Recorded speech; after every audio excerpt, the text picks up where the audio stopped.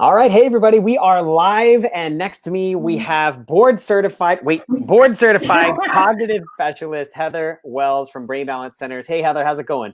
Good. How are you, Cory? Hey, everybody. I'm pretty good. And folks, I know you probably don't know who the heck I am. I am a Brain Balance dad, believe it or not. My son went through the program for 9 months, and I'm helping Heather go live. And we feel like, and I'm taking words out of Heather's mouth here, but I feel like during this time, there's so many parents like me that I literally have all three of my kids. My one, 9-year-old brain balance kid is here with us, and he's struggling. This is the first week of essentially homeschool, and we don't know what we're doing. We were forced to start to teach our kids. My wife and I both work full time, and my wife is not working right now. My job is, on the internet, so I'm able to continue working from time to time. But, we're talking about that brand new homeschooling, right? Homeschooling used to only be the kids that stayed at home and did school with their parents, but now that's everybody. Everybody's a homeschooler. So from what I understand, we're going to talk about avoidance today, inattention, disorganization, and potential oppositional behavior, and how you might be able to deal with that. And I can't think of anybody better than Heather to talk about that. So Thanks, here we Cory. go. Yeah. How do you, I guess the first thing is like the shock, right, Heather? I mean, we're dealing with a new normal that's not just a month, a couple weeks. It's going to be a little bit. And so how, as parents, do we get in the right mindset to be able to be there for the kids the way that we need to, but don't necessarily know how? Right. That, and then also trying to work from home at the same time, and kids may not understand that. So I think for starters, just open conversation is really important. Communication. If you have, we work with a lot of kids who struggle with anxiety disorders, but then we also have kids who are feeling anxious right now who usually don't. And so just as far as COVID and everything that's going on currently, it's a really good idea to find out what they've heard, what their perceptions are. They may have some really big misperceptions that if mommy or daddy gets sick, that's the end of it. They really may have a kind of a catastrophic picture in their minds, because a lot of these kids are very black and white and have really difficulty seeing different points of view and kind of moderation in some of these things, so that you know where to fill in the blanks. It's also good, mommy and daddy are taking good care of themselves, and you're going to model self-care for them. And also those conversations about, just because daddy's home, sometimes I have to work, that's how we put, that kind of thing. And having a family schedule and have their buy-in and help them create it and maybe make it sort of an art project at the same time. It really helps them feel in control in some way, just on the basic level. Those are good ways to start. Yeah, absolutely. I feel like for me, when I step into my kid's room and I find out that they got to do 3 hours of work, 3 hours, I don't know where to start, right? And so my little dude, he has ADHD and ODD. And that ODD, boy, does it kick in when you are trying to be an authoritative figure. Oppositional defiance disorder, guys. I'm sure many of our parents watching know what that is. But essentially, my child feels like he's like an equivalent. He is a parent. And so he will talk to me like I talk to him. And so sometimes that can be a little scary when you hear that talk back to you. But how can we set them up for success, Heather, when it comes to these long stretches that they're supposed to have, like blocks of time? Of course, it has to work with your work schedule, but that goes to that schedule I talked about creating. I mean, that the end game is that you have to have 3 hours a day, but look at what those tasks are and ask him which thing he wants to do first. Like, during this block of time, you can either do this math or you can read this book, that kind of thing, where it's a little bit empowering. There's so many things they're out of control of, their minds and their bodies, that we're working to address. So anytime that you can give them some control in an appropriate way, it's not a magic bullet that immediately works, but over time they start feeling control over some things. So then I can let some of these things go. And it's also a really good idea, whatever your challenges are, to find social emotional books about it. I did a webinar last week about growing social emotional skills through literacy. And Publishers Weekly puts out really good books, and it would not, they don't put them out. They give lists of books they recommend, and they have books on such specific varieties of topics. I mean, they had one that they put out when there were, well, there still are terrorist activities happening. It was very age appropriate. It was not saying anything overt that would be scary for a child. It was more like, there's things going on TV and all the adults are acting weird. They don't think I understand, but I do. And then talking through it. But whatever so they have very topical things, and it wouldn't surprise me if they have something related to the pandemic in their list, publishersweekly.com. I've been really impressed with a lot of their books. They have them about diversity, general topics that always apply, but then they have specific ones. But freespirit.com is one of my favorite things on earth because they have social emotional books from infants all the way through teenagers on a variety of topics. And they do a lot of the work for you because they have activities in the books, recommendations. And of course, you can tweak them for your child's needs. And so, when it becomes a story and they're a character in a story, there's even you can even come up with characters like Mr. Fix-It. Like if he's disrespectful, what would Mr. Fix-It do? You can have these different characters or superheroes, and then he becomes the superhero by kind of adjusting the behavior. Those are kind of some good things to do. And pick your battles. Always pick your battles. Think about the end game here. I tell parents a lot of times, and I've been in these shoes. I've been this mother where, a lot of times we want to nip things in the bud. We got to nip things in the bud. And so then we might come a little over the top on things. Does this matter in the big scheme of things? If not, let it go. Whatever gets attention is what is reinforced, whether it's intentional or not. So you pick your battles. And I think one of the mistakes that I always say that what's not fair is when instinct sometimes is the opposite of what sometimes works. Right. As far as nipping it in the bud. It's more of an ease into it project, because if you do that, they're like, man, I can't do anything right anyway. So why even try?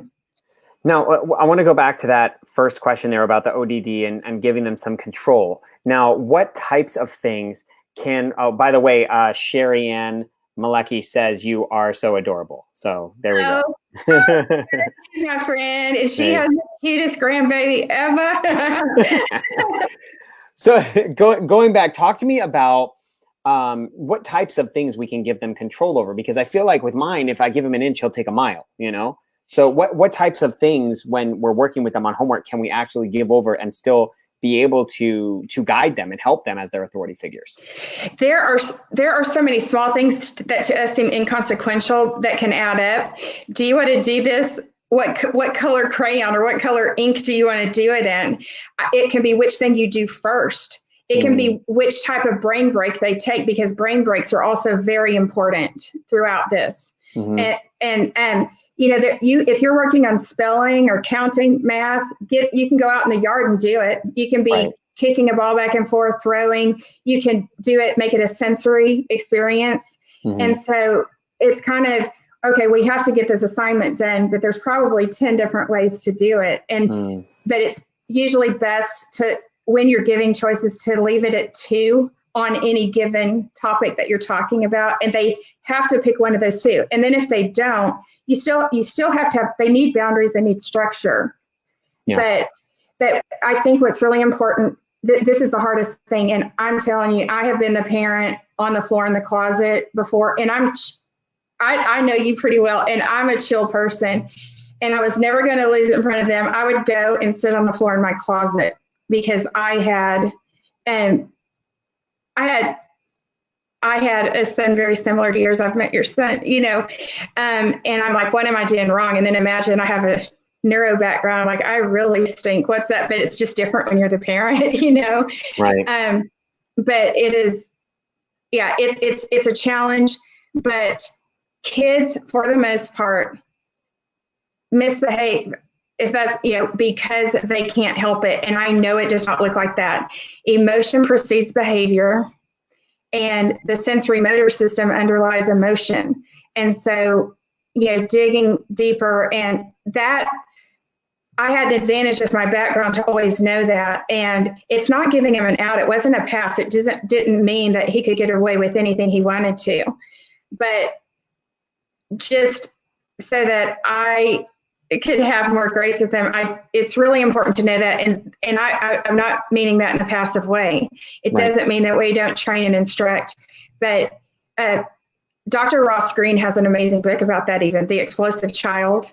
And there is a worksheet in there, and we even have that, and we have our own version of that, where even when it looks like there's not a pattern to when these things happen, we'll find the patterns. And even if you don't want to do that, start journaling and be specific. It's so tedious at first, but we start finding patterns pretty quickly, and then it really pinpoints.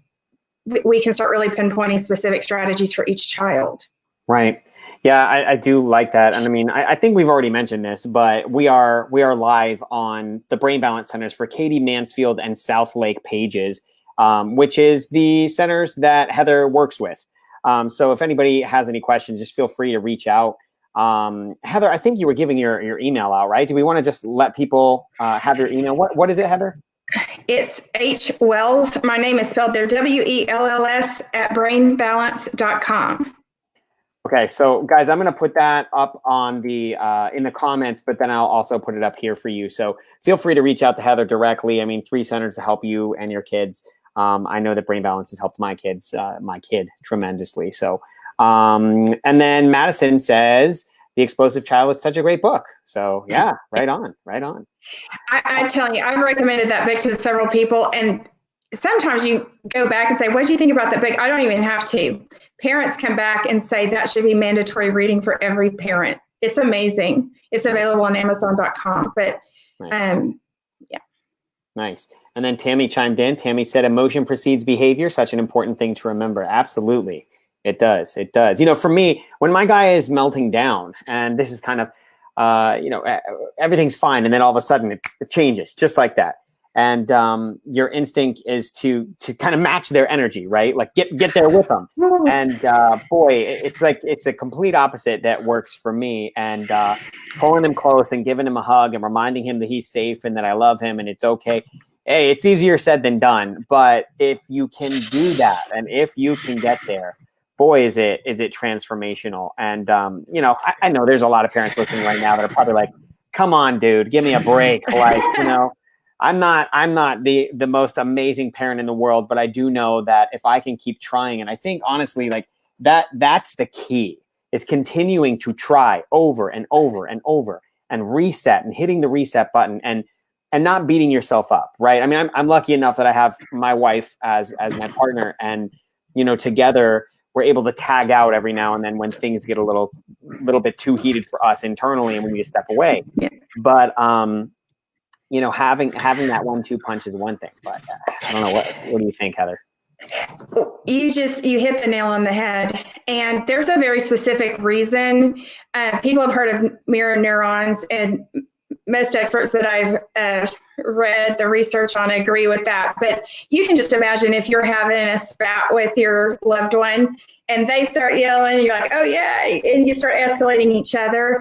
But beyond that, with these kids, that's part of it. But the other part of it is that kids, whether or not they've been through trauma, their brains behave as if they have. If we're working on getting connectivity between the hemispheres of the brain, if there are sensory motor issues going on, it's just like, as you know, I was born legally blind. I had tumors on both optic nerves. So I was in a churn all the time. I was blind, and then once my sight was fixed, my brain didn't know how to process information. So anything in the periphery didn't exist.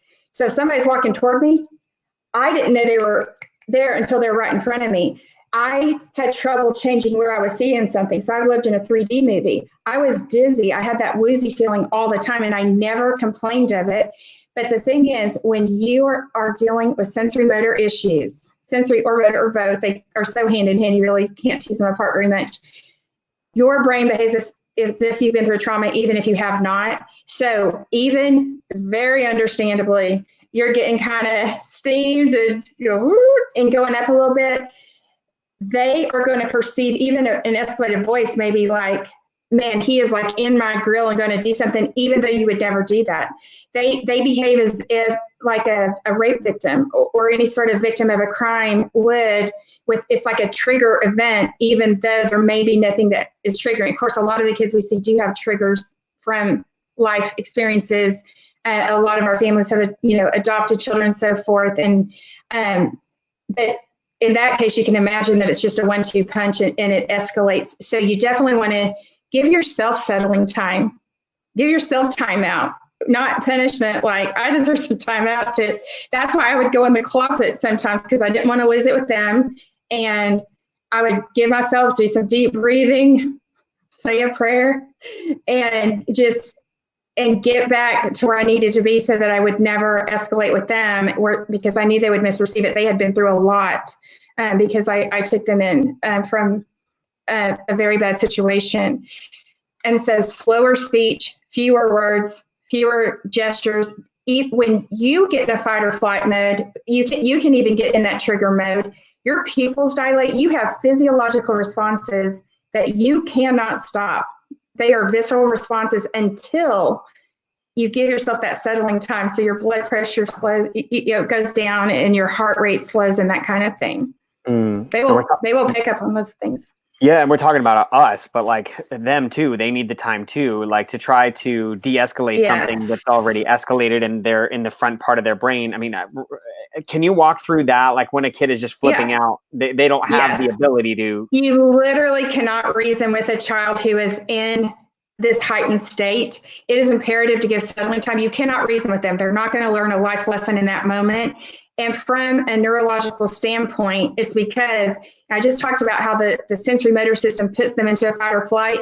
Your information comes to your spinal cord to the guard dog. It's called the amygdala. The amygdala is always saying, am I safe? We need that. If you see a stranger walking up on you in a parking lot, that's what the adrenaline gets going and everything rushes to survival. But we only do that usually if something's actually putting us in danger. But what happens is if with these kids, that information just stays hijacked right there, and it doesn't make it to what's called the hippocampus, and that is for memory and learning and language. Even language, people who have amnesia have been studied in the effects on language in that part of the brain. So a lot of times that's why when they can be super articulate most of the time, and they're so upset, what's wrong? I don't know, and they can't come up with the words. That part of the brain is just in lockdown.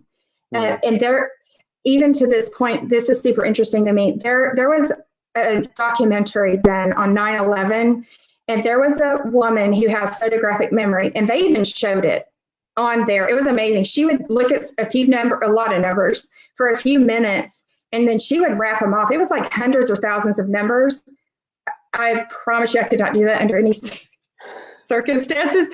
But anyway, but she has false memories of 9/11. And the reason is there was a chance that a couple of her loved ones were in those buildings.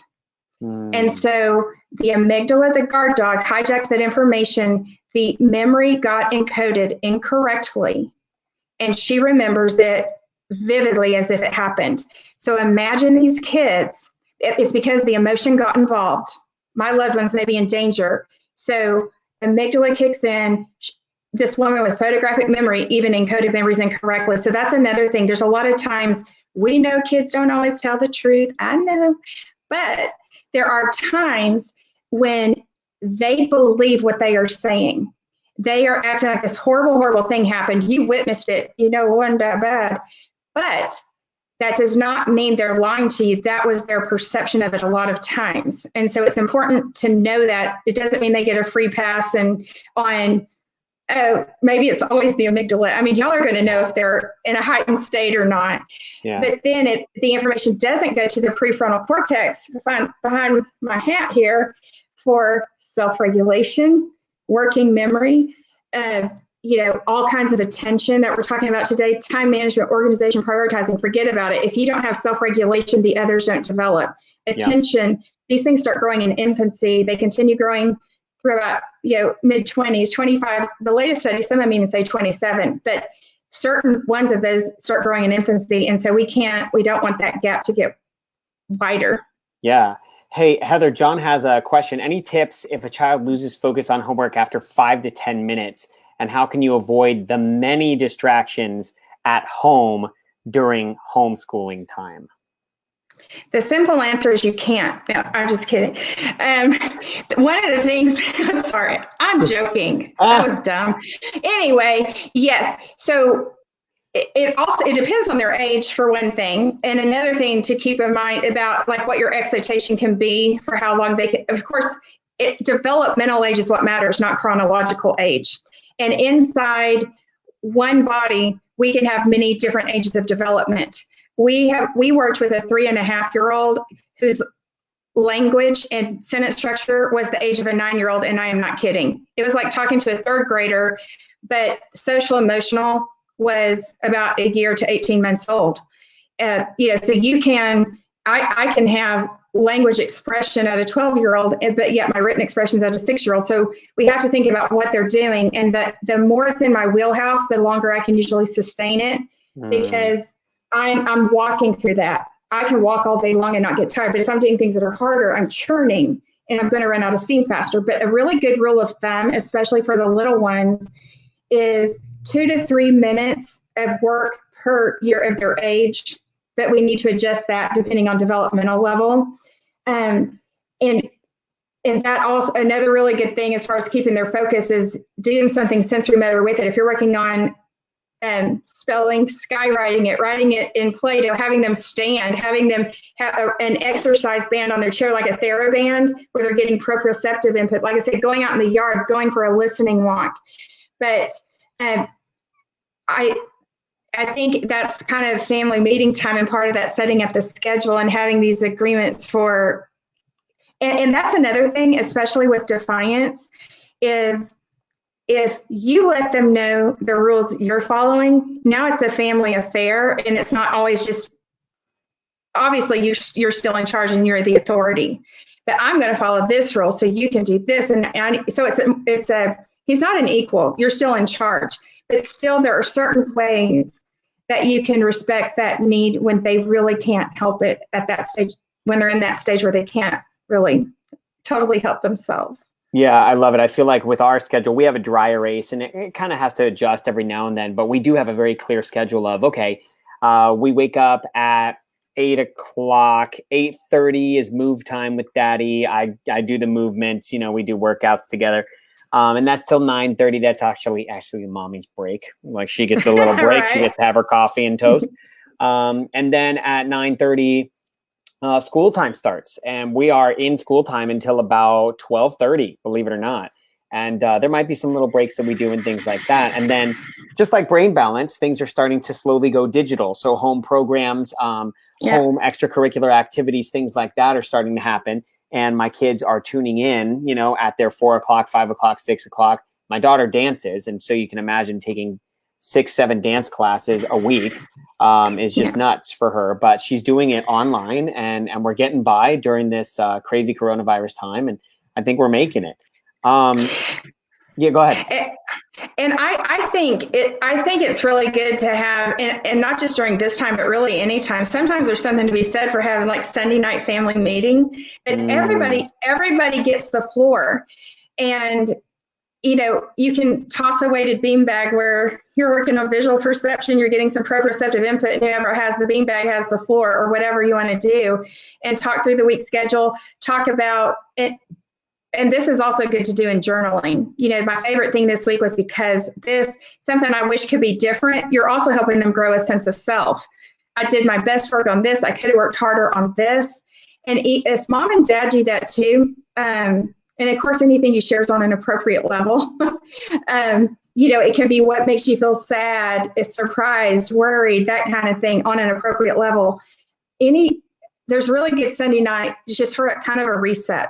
And how many things can you get prepped for the week or kind of solve for, so that you're not just, right now people are a little bit harried because they're figuring out this new normal right now. Yeah. Even though, and just kids cannot feel that our welfare relies on what they do. I mean, I think that is intuitively obvious, but sometimes they get that impression, so that's another thing to just keep in mind is sharing, but also never making them feel responsible. Yeah. Even if they are a little bit, but we are responsible for how we handle our emotions. We don't want to shame their emotions either. That's the other thing. If they're feeling really upset about something, validate, empathize. I'm so sorry you're going through that. That must be really hard. They need to know that we're never punishing the emotion. We're working on how to handle those things, the emotions and the behaviors. But it starts with emotion, since that is what leads to the behavior. Yeah. Well, I know we're coming up on 30 minutes here. I know Jessie says that she loves the idea of a Sunday family meeting. Of course she does. So it's a good thing. It's a good thing to have. We've talked about a couple different things in this, 30-minute show here. We've talked about kind of ODD and what we can do to help our kids when they're freaking out. We've talked about some homework tips and tricks. I think you said it was a minute per age if they need a break, things kind of escalate. It's usually 2 to 3 minutes per year of age, but then if there are developmental challenges, you want to go the best you can by developmental level. Maybe 3 years, yeah. Yeah. Okay. And I want you guys to know, like, we'll be here every week, okay? So this time, 3:30 Central, 4:30 Eastern, we will be here sharing tips and tricks with you on how to keep your family going during this crazy time. There's some great resources out there, and Heather's got full access to all of those resources, whether it be activities for your kids or some brain exercises or just some things to keep them busy in the middle of those difficult homework times. We're here for you. So please feel free to reach directly out to Heather. She will get those to you. You can message any of her centers, the Katy, Southlake, or Mansfield, Texas centers for Brain Balance, and you'll have access to her and her team, who will be more than happy to help you. One tip I really want to give y'all, since we were talking a little bit about executive function and attention, is teaching them to use background knowledge is one of the best things you can do. And teaching them understanding the big picture and the details that go into that. Those are a couple things I want to talk about really quick. I think that really pertain to what we kind of mentioned we talk about. If I have sensory motor challenges, I do not have the same background knowledge as you do. We all have different background knowledge based on what we've been exposed to, who our friends are, what we do for a living, where we live, all of those things. But imagine when I was blind and my equilibrium was nil. My dad used to say, Heather would trip over a toothpick. If I'm at the beach, I can't even see the beautiful water. My auditory system was trying to make up for the fact that my equilibrium and my vision weren't working. So that water was really loud to me. Some kids are gagging at smells. That seafood's not that great. They didn't feel their toes in the sand. Those memories do not get encoded the same way. So when you're reading, even before, if they're not ready for this on the reading level, show them pictures. What do you think? Tell me some facts about this picture, and then have them. They're probably going to end up saying things that are inferences. Like if it's a little boy and a dog walking, it's a fact that there's a boy. There's a fact that there's a dog. They are walking. But do we know that's his dog? Well, who else's dog could it be? It's been raining. It is really wet outside. Do we know it's been raining? Why else might it be wet outside? You're teaching them to read between the lines and have flexible thinking. They realize that not everything is black and white, and then do the same thing with covers of books. You ask them questions, get them to generate questions, and they are flaunting at the bit before you even open that book. And then you go back and check how many of your inferences were correct. Working memory is another thing I wanted to mention, because that's one of the really early executive functions, and it's one of the first things that can put kids into cognitive overload. Working memory means I can hold this information and use it while I need it for the task at hand, and then I go put it back in long-term storage. We do it when we're working out math. I'm going to remember that part of what I added while I work out the other part of the equation. I'm using working memory to recall the first part of the sentence by the time I get to the end of it. A lot of times it looks like kids are having auditory process. They can't follow directions. They may not remember them. I mean, there's so many different things it can be. But if the way we remember stuff is we create mental schemas. When we're little, we first learn this pet at the house is called a dog, but we might think that's the only dog, and then on the other extreme, Everything that's four-legged and furry is a dog. Mental schema means I start categorizing. That's how it starts. But then it starts into mom and dad gave me chores to do. Okay, these three are out in the backyard, these three are in the garage, and these three things were in my room. I'm creating a mental schema, so now I have 3 things to remember instead of 9. So be careful about how you're delivering information to your kids, and especially if you're asking them to do things in different rooms, if they don't know where their body is in space because of body awareness or equilibrium, they don't have spatial concepts. A planner, same thing. A planner is not your executive function. For executive function is just the ability to get stuff done. It is problem solving and reasoning and time management, organization, but it starts with emotional regulation, working memory, and attention. But be sure that you deliver it in bite-sized chunks. If you have something to do, give them an overview first, because they might just have a telescopic view. I can tell you every bone in a dinosaur. I can tell you every stat on this baseball team, but I didn't know the moral of the story was teams should have good sportsmanship. So you got to really work on big picture and details, and have them do chores with you too, by the way. If they're getting that actually, at an age appropriate level, they're getting sensory motor input and they're feeling more a member of the family, and that is still getting motor movement at an appropriate, and you can make those fun. Scavenger hunt, they're dusting and then they find little tokens. How many can you find? You can make games out of it, or how fast can you do it? But setting timers. Unless your son's like, I know what you're trying to do. You're trying to make me clean. I know. I know. Those little stinkers, like sometimes they're too smart for their own good, but there are so many, and I think he's one of them. My son's one of them, man. I'm telling you, he's a smarty pants. He's a smarty pants. Yeah, but there are just many creative ways that you can get them involved also, and that just. That also starts deepening their sense of self. And, I really am a contributing member of this family. Even if they complain about it, there's some part of them that probably likes it. They're not going to let you know that because they got to hold it over your head and all that. Yeah.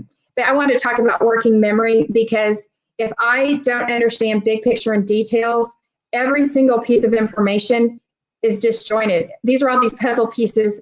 I don't know how they're related, how they go together. And so I'm going to forget things. And I'm just constantly trying to remember, and I just run out of steam. That is a huge cognitive overload that leads to a lot of meltdown. So think about how you're delivering information and start with categorization, start teaching them overview, and then here are the details. Like if every single time we go, this is not a great example, we're closed right. Look, every single day we go to school and I have to remind them, get their backpack, find their musical instrument, put your shoes on, are they tied? Why have we been going to school for 7 months and they don't know this? It's because they don't have the mental schema. Take a picture, put it by the door, tell them to match the picture. And then they start getting, these are the details that go with getting ready. And then it starts translating to other things. There's just so many ways you can work on that too. I love it. The visuals are so big. Well, listen, everybody, the bottom line is we're here for you. Heather's here for you. I'm just here to bring Heather to you. Okay. So listen, thanks for tuning in. If this is something that you find valuable, please let us know in the comments. I know Heather will be monitoring those comments, and so will her team from the Brain Balance Centers, and they'll be happy to help you out. But Heather's email is in the chat, of course, and we're just so happy to have you here. So thank you for tuning in, and we'll see you next week, and we'll see you, I think, every Tuesday, Thursday at about 3:30 Central, right? Yeah, Tuesday, Thursday at 3:30. That's right. Yep. Awesome. Well, thanks again for being here, everybody. Have a great day. Stay strong. We care about you and your family, and we'll be here to bring as much value as we can. Take care, guys. Thank you so much. Bye.